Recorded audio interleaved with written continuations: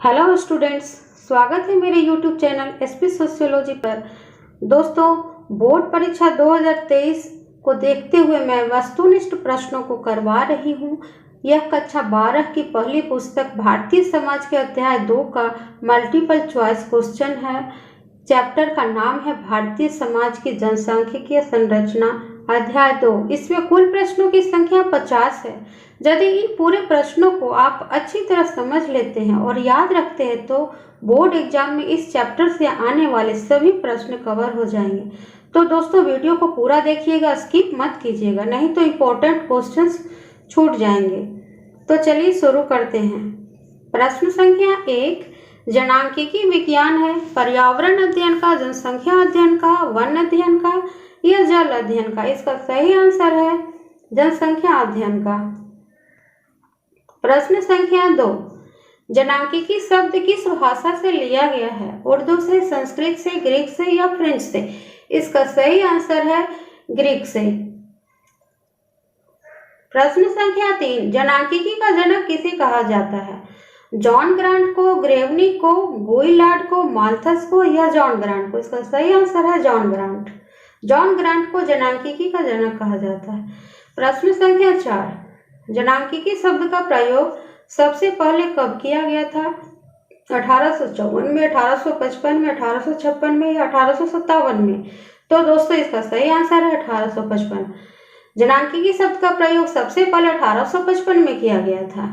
प्रश्न संख्या 5 भारत में जनसंख्या की तीव्र वृद्धि के लिए उत्तरदायी कारक कौन से हैं? अशिक्षा, कम आयु में विवाह, निम्न जीवन स्तर या इनमें से सभी?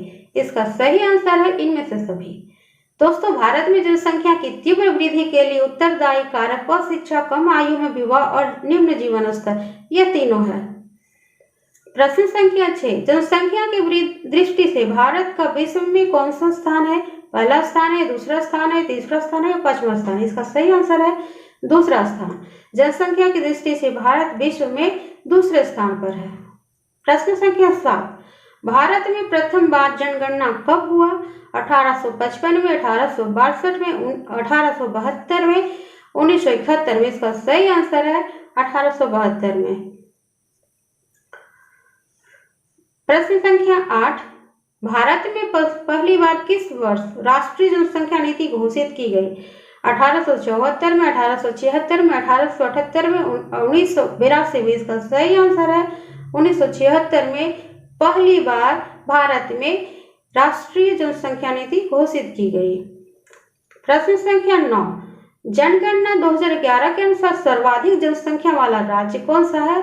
महाराष्ट्र, उत्तर प्रदेश, बिहार, पश्चिम बंगाल? इसका सही उत्तर है उत्तर प्रदेश। सर्वाधिक जनसंख्या वाला राज्य उत्तर प्रदेश है। प्रश्न संख्या 10 जनगणना 2011 के अनुसार भारत में प्रति 1000 पुरुषों पर स्त्रियों की संख्या क्या कहलाता है? क्या है? 923, 947, 943 या 934? तो दोस्तों, जनगणना 2011 के अनुसार भारत में प्रति 1000 पुरुषों पर स्त्रियों की संख्या 943 है। प्रश्न संख्या 11 जनांकिकी के प्रकार कौन से हैं? आकारिक जनांकिकी, सामाजिक जनांकिकी, उपर्युक्त दोनों या इनमें से कोई नहीं? तो दोस्तों, इसका सही आंसर है उपर्युक्त दोनों। जनांकिकी के प्रकार हैं आकारिक जनांकिकी और सामाजिक जनांकिकी। दोस्तों, इस चैप्टर का अध्ययन मैं पहले करवा चुकी हूँ। आकारिक जनांकिकी तथा सामाजिक जनांकिकी के बारे में जानने के लिए पिछले वीडियो को देखें। प्रश्न संख्या 12 आकारिक जनांकिकी में अध्ययन किया जाता है स्त्री पुरुष अनुपात का, आयु संरचना का, जनसंख्या घनत्व का या इनमें से सभी? तो दोस्तों, आकारिक जनांकिकी में इन तीनों का अध्ययन किया जाता है। प्रश्न संख्या 13 सामाजिक जनांकिकी में अध्ययन किया जाता है शिक्षा का, परिवार का, गतिशीलता का या इनमें से सभी? तो इसका सही आंसर है इनमें से सभी। सामाजिक जनांकिकी में इन तीनों का अध्ययन किया जाता है शिक्षा, परिवार और गतिशीलता। प्रश्न संख्या 14 जनसंख्या समृद्धि दर का क्या अर्थ है? स्त्री पुरुष के बीच का अंतर, जन्म दर और मृत्यु के बीच का अंतर, ग्रामीण एवं नगरीय जनसंख्या के बीच का अंतर या जनसंख्या और खाद्य सामग्री के बीच का अंतर। तो दोस्तों इसका सही आंसर है जन्म दर और मृत्यु दर के बीच का अंतर जनसंख्या समृद्धि दर कहलाता है। प्रश्न संख्या 15, भारत में कितने वर्षों पर जनगणना की जाती है? 10 वर्ष पर, 12 वर्ष पर, 15 वर्ष पर या 20 वर्ष पर? तो दोस्तों भारत में प्रति 10 वर्ष पर जनगणना की जाती है। प्रश्न संख्या 16, किसने कहा जनांकीकी एक गणितीय विज्ञान है? जॉन ग्रांट ने, माल्थस ने, गोइलार्ड ने, चाइल्ड ने? तो इसका सही आंसर है गोइलार्ड। गोइलार्ड ने कहा है जनांकीकी एक गणितीय विज्ञान है। प्रश्न संख्या 17, माल्थस के सिद्धांत के अनुसार इनमें से क्या सही है? जनसंख्या की वृद्धि ज्यामितीय रूप से, कृषि उत्पादन में वृद्धि गणितीय रूप से, मनुष्य सदा ही गरीबी की हालत में रहेगा या इनमें से सभी? इसका सही उत्तर है इनमें से सभी। माल्थस ने अपने सिद्धांत में यह तीनों बात कही है। दोस्तों पिछले वीडियो में मैं इस चैप्टर के अति लघुत्तरीय प्रश्नों को भी करवा चुकी हूँ, उसे जरूर देखें। मेरे वीडियो को सब्सक्राइब कर बेल आइकन भी दबा दें।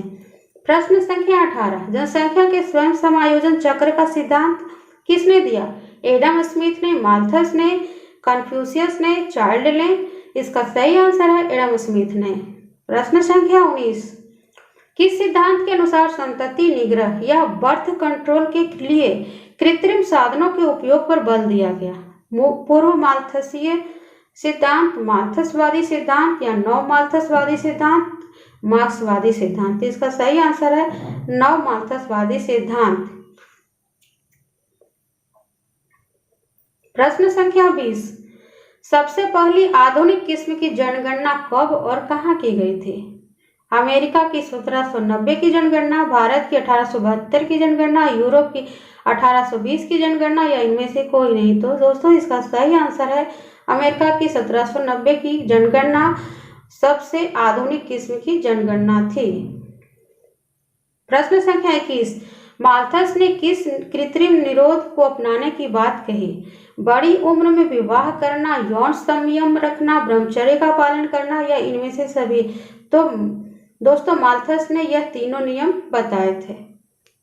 प्रश्न संख्या 22, भारत में परिवार नियोजन कार्यक्रम की शुरुआत की गई 1948 में, सन 1952 में, सन 1956 में, सन 1960 में? तो दोस्तों इसका सही आंसर है सन 1952 में। सन 1952 में भारत में परिवार नियोजन कार्यक्रम की शुरुआत की गई थी। प्रश्न संख्या 23, नई राष्ट्रीय जनसंख्या नीति कब घोषित की गई? 1999 में, 2000 में, 2001 में या 2002 में? इसका सही आंसर है 2000।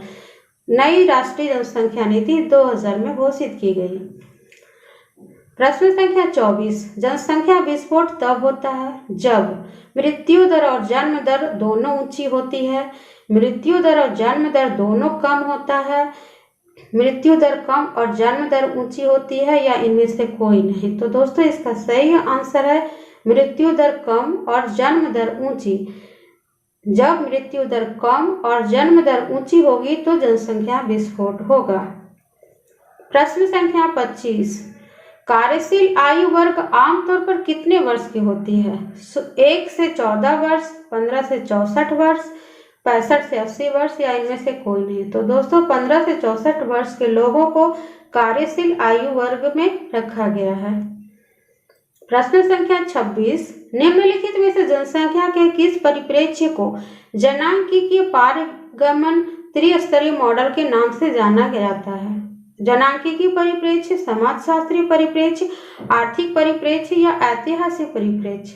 इसका सही आंसर है ऐतिहासिक परिप्रेक्ष्य। प्रश्न संख्या 27, भारत में जनसंख्या वृद्धि का प्रमुख कारण है धार्मिक एवं भाग्यवादी मान्यताओं का प्रभाव, अज्ञानता एवं अशिक्षा, उपर्युक्त दोनों या इनमें से कोई नहीं? इसका सही आंसर है उपर्युक्त दोनों।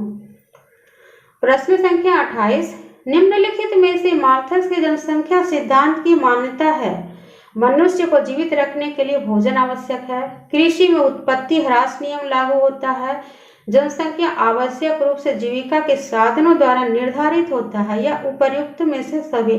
इसका सही आंसर है उपर्युक्त में से सभी। प्रश्न संख्या 29, स्त्रियों की बच्चे पैदा कर सकने की आयु आमतौर पर कितनी मानी जाती है? 8 से 18 वर्ष, 15 से 49 वर्ष, 36 से 60 वर्ष या इनमें से कोई नहीं। इसका सही आंसर है 15 से 49 वर्ष। दोस्तों 15 से 49 वर्ष की स्त्रियों को बच्चे पैदा कर सकने की आयु में रखा गया है। प्रश्न संख्या 30, प्रति 1000 पुरुषों के पीछे स्त्रियों की संख्या क्या कहलाती है? स्त्री पुरुष अनुपात, आयु संरचना, जन्म दर, या आयु संभाविता। तो इसका सही उत्तर है स्त्री पुरुष अनुपात। प्रश्न संख्या 31, गर्भधारण पूर्व और प्रसव पूर्व निदान तकनीक अधिनियम 1994 क्या है? प्रसव पूर्व लिंग जांच प्रतिषेध, बाल विवाह निषेध, दहेज प्रथा पर रोक या मातृ मृत्यु पर रोक। तो इसका सही आंसर है प्रसव पूर्व लिंग जांच प्रतिषेध। प्रश्न संख्या 32, नई राष्ट्रीय जनसंख्या नीति कब घोषित की गई? 1999 में, 2000 में, 2001 में या 2002 में? इसका सही आंसर है 2000। किसने कहा मनुष्य को यह समझ लेना चाहिए कि वह अपनी गरीबी का स्वयं ही कारण है? सोरोकिन ने, एडम स्मिथ ने, ग्रेवनिक ने या माल्थस ने? तो दोस्तों इसका सही आंसर है माल्थस। माल्थस ने कहा मनुष्य को यह समझ लेना चाहिए कि वह अपनी गरीबी का स्वयं ही कारण है। प्रश्न संख्या 34, 2001 की जनगणना के अनुसार भारत में प्रति 1000 पुरुषों पर स्त्रियों की संख्या कितनी है? 933, 943, 947 या 953? तो इसका सही आंसर है 933। प्रश्न संख्या 35, कौन सी परिस्थिति जनसंख्या वृद्धि के लिए उत्तरदायी है? सामाजिक मूल्य, जीवन पद्धति, शैक्षणिक स्तर या आर्थिक विकास? इसका सही आंसर है शैक्षणिक स्तर। प्रश्न संख्या 36, बहुत व्यापक क्षेत्र को प्रभावित करने वाली महामारी को क्या कहा जाता है? पैंडेमिक, एपिडेमिक, उपर्युक्त दोनों, इनमें से कोई नहीं? इसका सही आंसर है पैंडेमिक। दोस्तों पैंडेमिक शब्द ऐसी महामारी के लिए उपयोग किया जाता है जो बहुत व्यापक भौगोलिक क्षेत्र को प्रभावित करती है। वहीं एपिडेमिक शब्द को सीमित क्षेत्र में फैली महामारी के लिए उपयोग किया जाता है। तो इसका सही आंसर है पैंडेमिक, जो बहुत व्यापक क्षेत्र को प्रभावित करने वाली महामारी को कहा गया है। प्रश्न संख्या 37, भारत में सबसे अधिक साक्षरता किस राज्य में है? महाराष्ट्र में, पश्चिम बंगाल में, केरल में, पंजाब में? तो इसका सही आंसर है केरल।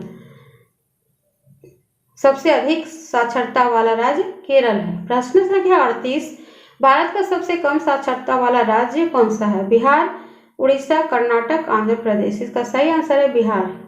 भारत का सबसे कम साक्षरता वाला राज्य बिहार है।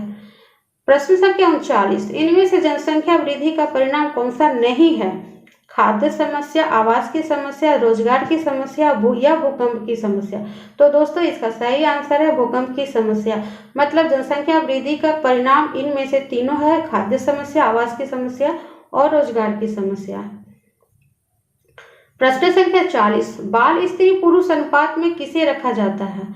0 से 6 आयु वर्ग को, 6 से 12 आयु वर्ग को, 12 से 18 आयु वर्ग को या 18 से 24 आयु वर्ग को? तो दोस्तों इसका सही आंसर है 0 से 6 आयु वर्ग को बाल स्त्री पुरुष अनुपात में रखा गया है। प्रश्न संख्या 41, स्त्री पुरुष अनुपात किस राज्य में सबसे कम है? हरियाणा, पश्चिम बंगाल, उड़ीसा, तमिलनाडु? इसका सही आंसर है हरियाणा।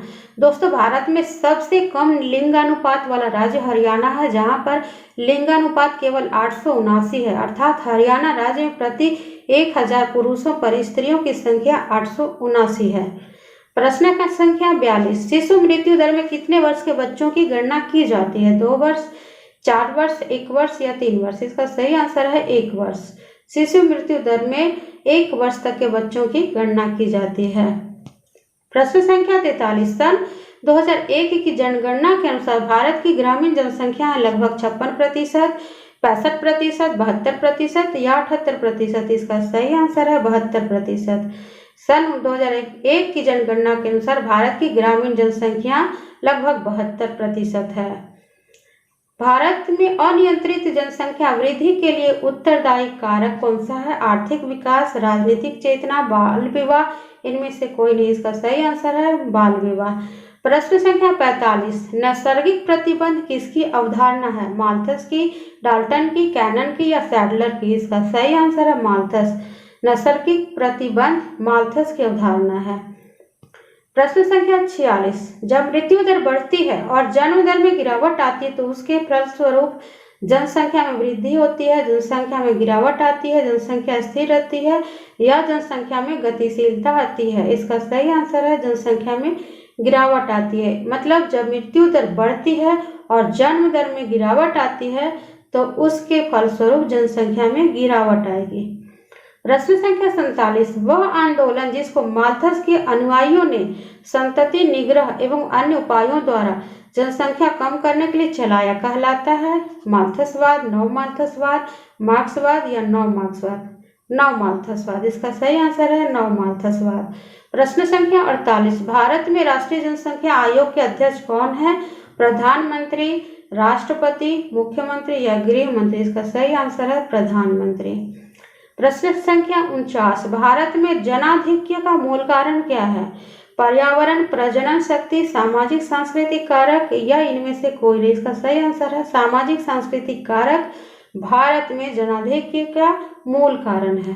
प्रश्न संख्या 50, जनसांख्यिकी के अध्ययन में निम्न में से किसे सम्मिलित किया गया है? जनसंख्या के आकार में परिवर्तन, जनसंख्या की बनावट, जनसंख्या का वितरण या इनमें से सभी? दोस्तों ये तीनों जनसांख्यिकी के अध्ययन में सम्मिलित किया गया है। जनसंख्या के आकार में परिवर्तन, जनसंख्या की बनावट और जनसंख्या का वितरण। थैंक्स।